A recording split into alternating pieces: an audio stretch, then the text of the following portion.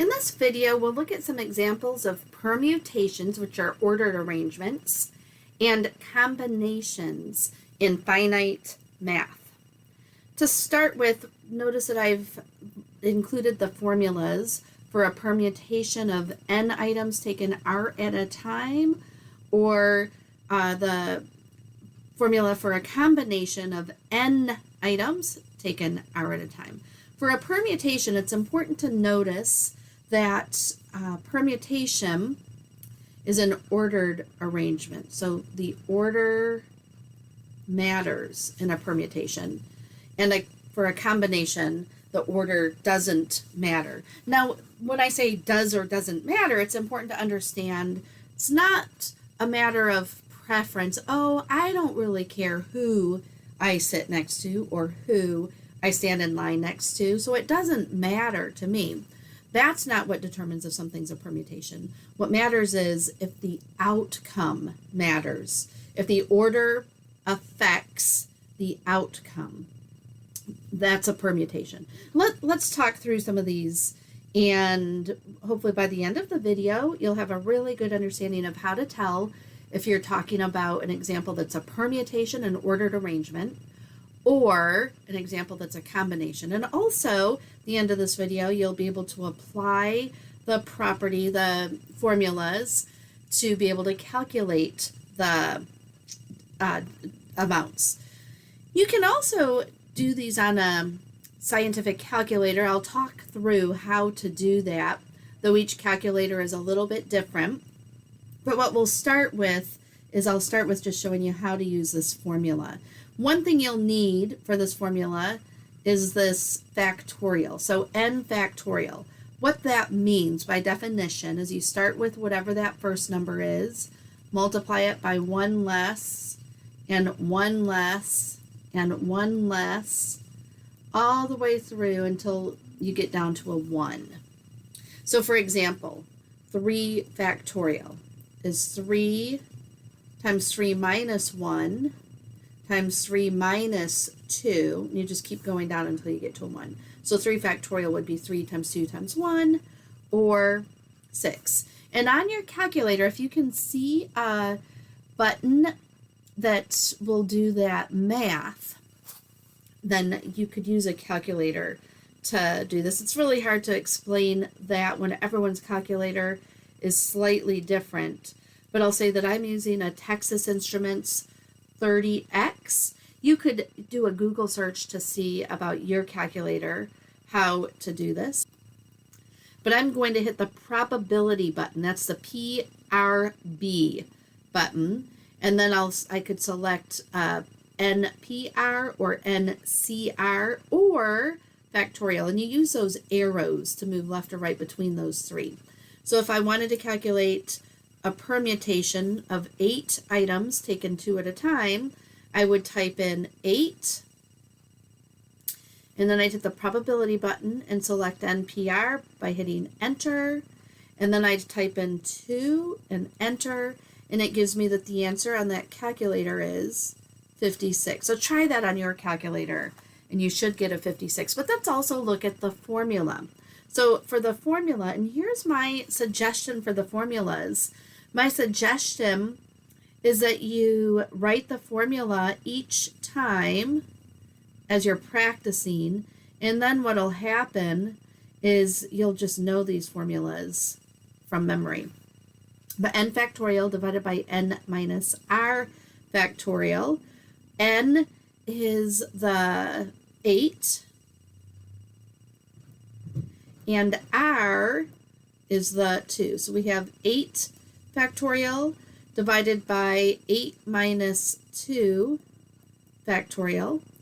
So 8 factorial divided by 6 factorial. Now we can't just reduce these like we would divide by 2, where we'd get 8 divided by 2 and 6 divided by 2 is 4 factorial over 3 factorial. That does not work. We have to simplify out what the factorial means, but watch what happens. 8, 7, 6, 5, 4, 3, 2, 1 over 6, 5, 4, 3, 2, 1. you see that 6, 5, 4, 3, 2, 1, or that 6 factorial factors out, divides, so we end up with just the 8 times the 7. Could I show you one other way to think of that number 1? You could also think of this as, if you have 8 things to choose from, then there's 8 ways to make the first choice. And if we're making 2 choices, there's 7 things left to choose from for the second choice. So 8 times 7 using the fundamental counting principle. Now if I move on to number 4, a combination of 8 things taken 2 at a time. Now for a combination, we're going to have fewer combinations than we do permutations, because when I say 2, 3, 4, that's going to be considered the same as a 3, 2, 4, because the order doesn't matter if we're choosing numbers and putting them in order, or choosing numbers and making a combination. So we'll notice that for a C, a combination, don't think of a combination lock, by the way, because if we're doing a combination lock, the order does matter, right? So the combination of a combination lock is actually a permutation. That could be confusing. So don't think about things like combination lock. When we say this word combination, we're just saying how many different ways can I combine some things to get a group. Here's an example. If you're forming a group to work on a class project, it's not going to matter if the students in the group are Jim, Jose, and Stephanie, right? Jim, Jose, Stephanie. That's going to be the same group as the group that's Stephanie, Jose, Jim.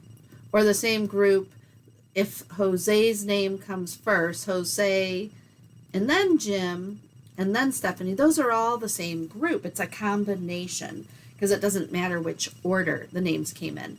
However, if the first person listed gets the highest grade, the second person listed gets the second highest grade, and the third person gets the lowest grade, it looks like Jose gets an A, Jim gets a B, Stephanie gets a C, if Jose comes first, or if it's Jim, Jose, Stephanie, Jim has an A, Jose has a B, Stephanie has a C. You see that the order does matter, but we don't typically have a team that works that way. So that's why the permutation, if the order matters, then each of these 3 would be a different permutation. But if we're talking about combinations, then each of these 3 is identical. They're the same. So when we see this combination of 8 things taken 2 at a time, it's 8 times 7 times 6 factorial. The reason I'm saying 6 factorial is because in the denominator, really, let me go back and say we've got 8 factorial divided by 2 factorial times 6 factorial. So what I'm going to do to simplify this is I'm going to think of that 6 factorial, and I'm going to take the 8 and break it down until I get a 6. So 8 times 7 times 6 factorial.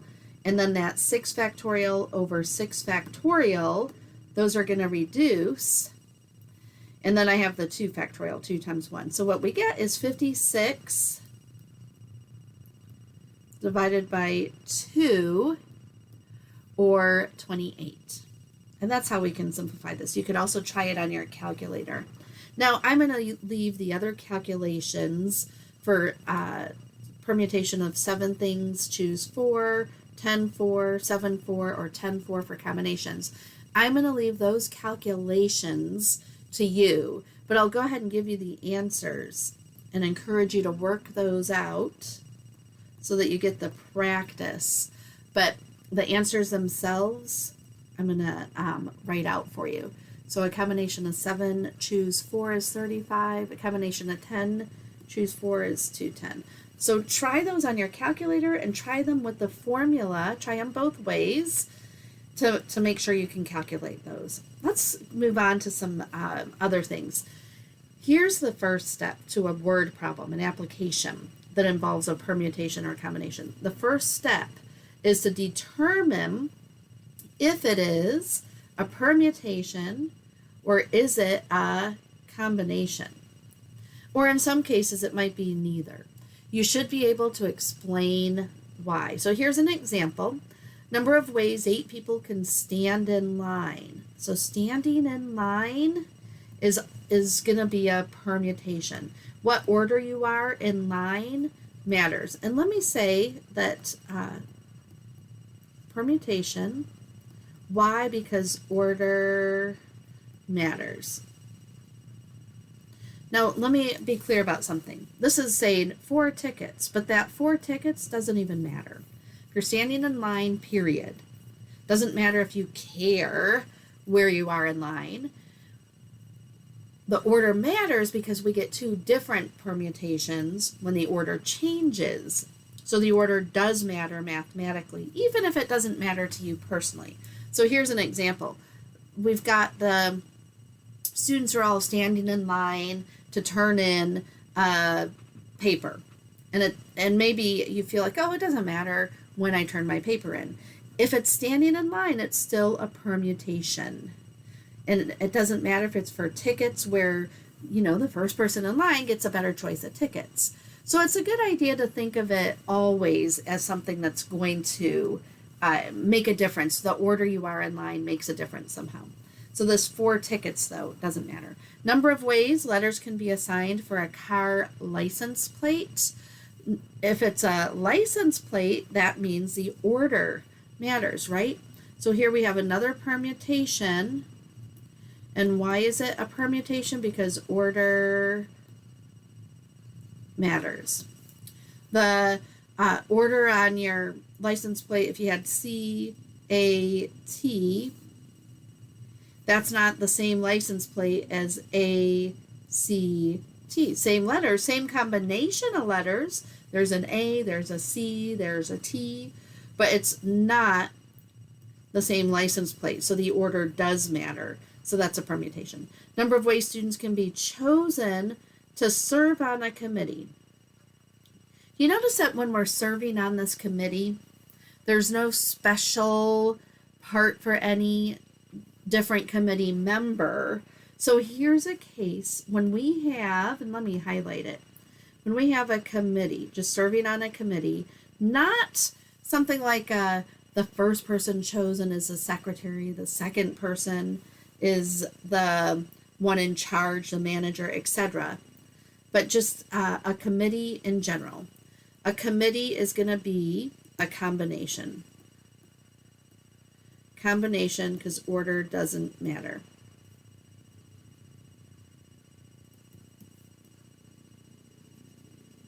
Order doesn't matter. The number of ways students can be assigned offices on a committee. Now, when we're talking about offices, the first one chosen gets to be president and gets paid more.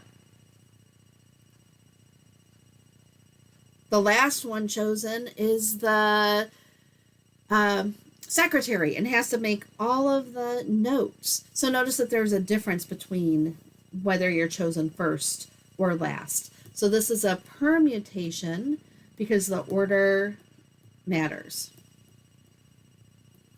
Order matters. I'm going to use these abbreviations to help the video go more quickly. Number of ways a 5-card hand can be dealt from a standard deck of cards. Now, if you've played cards before, you might know that it doesn't matter what order those cards are dealt in because you can take those cards in your hand and move them around, right? So this is going to be a combination because order doesn't matter. So combination because order doesn't matter. Number of ways 9 students can register for a class.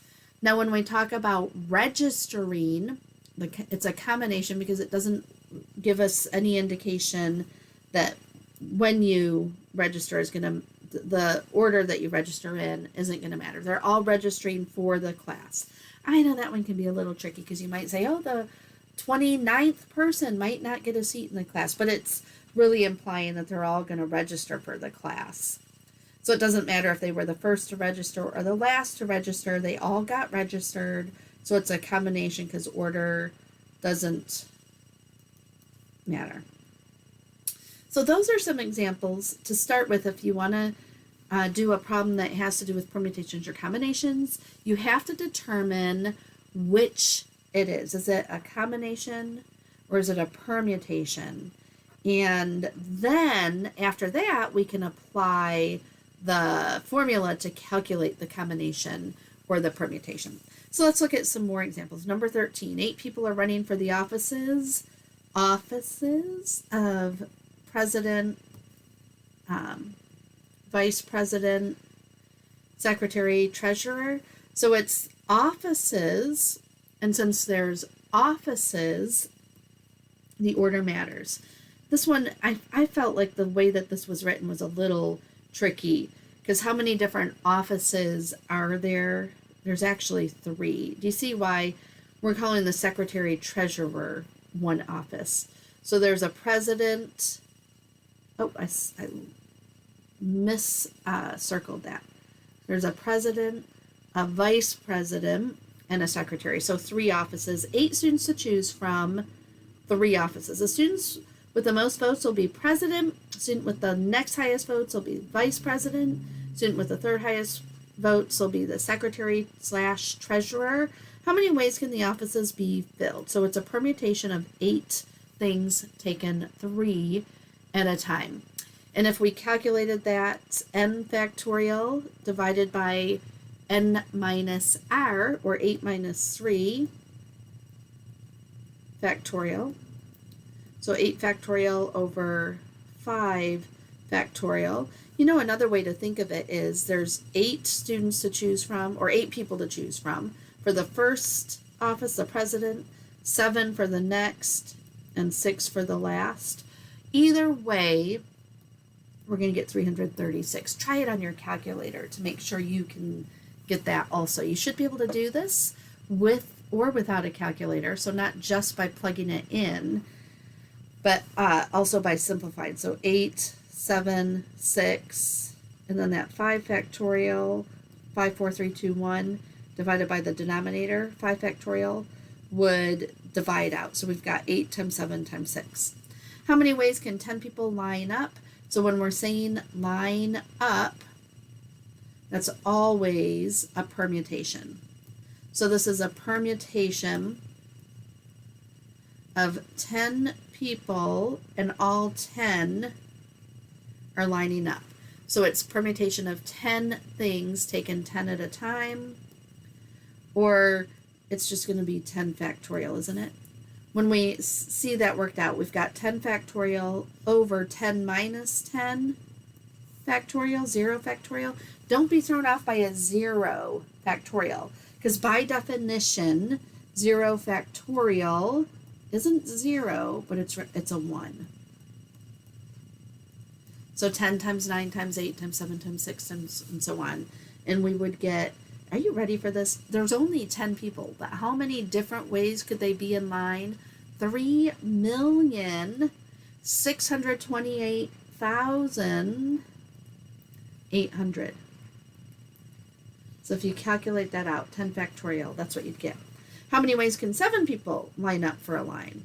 So if we did permutation of 7 things taken 7 at a time, we're going to get 7 factorial, or 5,040.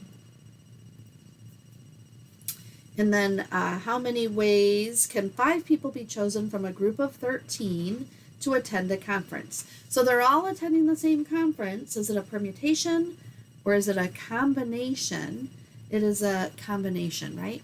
Because there are 13 to choose from, and we're choosing 5.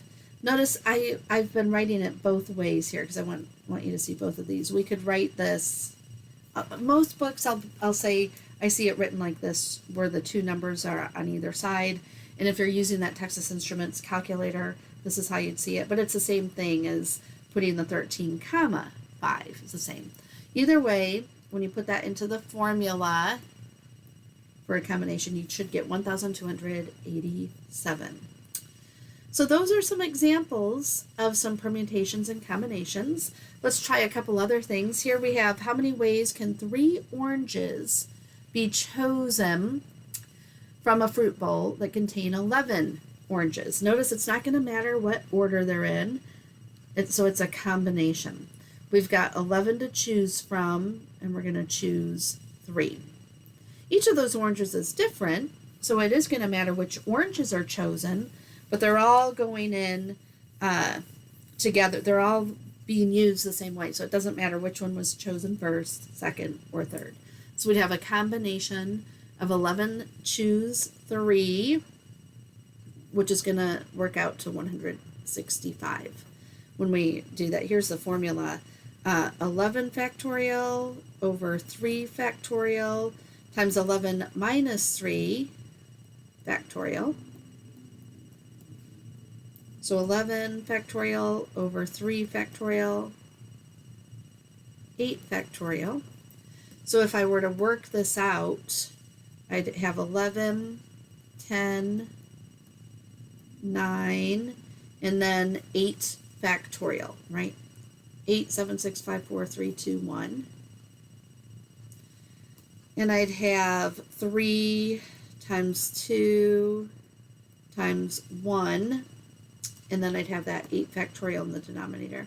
So you see, I'm showing that this 8 factorial over 8 factorial is a 1. They all divide out. So 8, 7, 6, 5, 4, 3, 2, 1 divides out the 8, 7, 6, 5, 4, 3, 2, 1. So we're left with 11 times 10 times 9 over 3 times 2. Watch how I could simplify even further. 3 goes into 9 3 times, 2 goes into 10 5 times. So now I just have 11 times 15. So if you were stuck without a calculator, you could simplify before you multiplied, and this is going to give me 165 when I work it out. Number 18, in a lottery game where 3 numbers can be chosen from this set, how many different 3-number cards could we make? If the order matters, then for part A, we've got a permutation. Where is it? There's 1, 2, 3, 4, 5, 6, 7, 8, 9, 10 numbers, and we're choosing 3. And if the order is not taken into consideration, it's just a combination of numbers. So any 3 numbers are the same. So the permutation of 10 things 3 at a time is going to come out to 720. The combination is going to only be 120. Try working each of those out to make sure you're comfortable doing that. And then number 19, in a lottery game where 4 numbers are chosen from the set from 10 down to 29, if order is taken into consideration, then again we have a permutation. For part B, if the order is not taken into consideration, we've got a combination.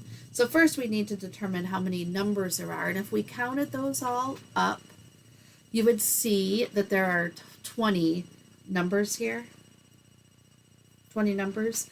So we've got 20, choose 4. And with the permutation, where the order matters, we'd have 116,280. If the order doesn't matter, it's 4,845. Well, I hope that these examples have been helpful to you. Permutations and combinations can be a lot of fun to work out, things like how many different ways can I pair up my friends when we go to Six Flags and we're going on different rides. So we're each going to ride with someone else, someone different each time. How many different rides would we have to ride so we all get paired up at some point? Or how many different license plates can we make? That's often, if you're not using all the letters to choose from, that might be easier to just do with a counting principle.